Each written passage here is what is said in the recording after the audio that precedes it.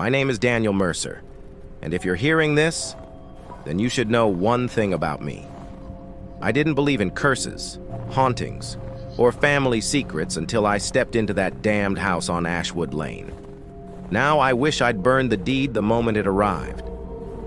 I grew up in Boston, the only child of two quiet, restrained parents. They weren't cruel, but there was always something missing, some weight in their silences.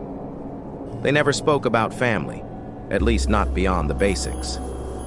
My father had a brother, Jonathan, but his name was only ever mentioned in a strained whisper.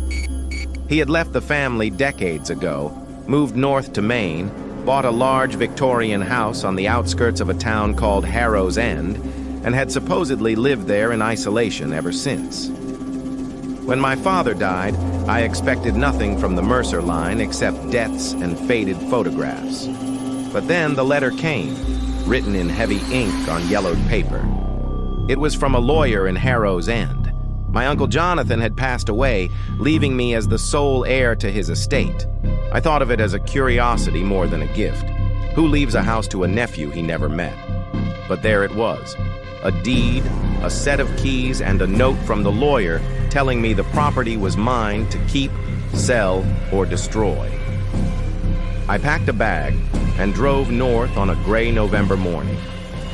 The further I got from the interstate, the more the modern world seemed to peel away. The roads narrowed, trees pressed close, black pines like jagged teeth. The sky stayed stubbornly low, heavy with unfallen snow.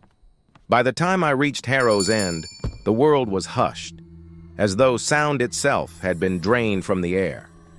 The town was small, a diner with flickering neon, a squat gas station, a church whose steeple leaned like it was exhausted. People turned their heads as I drove past. They didn't wave. Their eyes clung to me as though they were trying to memorize my face. Ashwood Lane was even worse.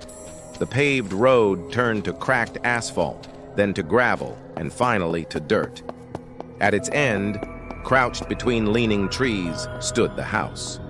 3 stories of rotting Victorian grandeur, its once proud wood siding now faded to a sickly gray. The roof sagged in places.